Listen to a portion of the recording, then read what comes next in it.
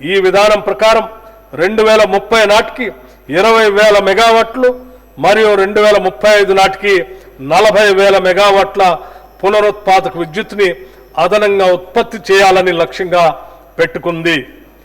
Grid స్థిరత్వాన్ని మెరుగుపరిచేందుకు శంకర్పల్లి వద్ద 250 మెగావాట్లు / 500 మెగాహెర్ట్జ్ బ్యాటరీ ఎనర్జీ స్టోరేజ్ సిస్టమ్ను ఏర్పాటుకు నిర్ణయం తీసుకున్నాం.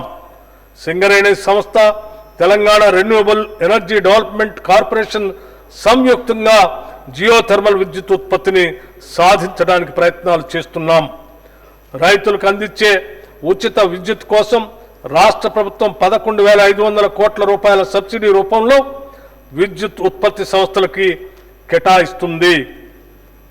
అదనంగా గృహజ్యోతి పథకం కింద 200 యూనిట్ల వరకు 50 లక్షల కుటుంబాలకు మరియు రాష్ట్రంలోని 30,000 ప్రభుత్వ విద్యా సంస్థలకి ఉచిత విద్యుత్ అందిస్తున్నాం.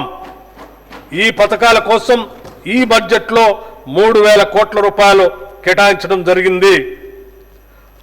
నల్గొండ జిల్లా దామరచర్ల మండలం వేర్లపాలెం గ్రామంలో టీజీ జెన్కో ఆధ్వర్యంలో యాదాద్రి థర్మల్ పవర్ ప్లాంట్ నిర్మాణానికి కావలసిన పర్యావరణ అనుమతుల గురించి గత ప్రభుత్వం పట్టించుకోకపోవటం వల్ల తీవ్ర జాప్యం జరిగింది.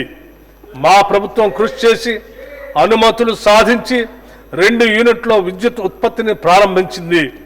2025 మే నాటికి అన్ని 5 యూనిట్లలో విద్యుత్ ఉత్పత్తి చేయడానికి అవసరమైన చర్యలు తీసుకుంటున్నాం.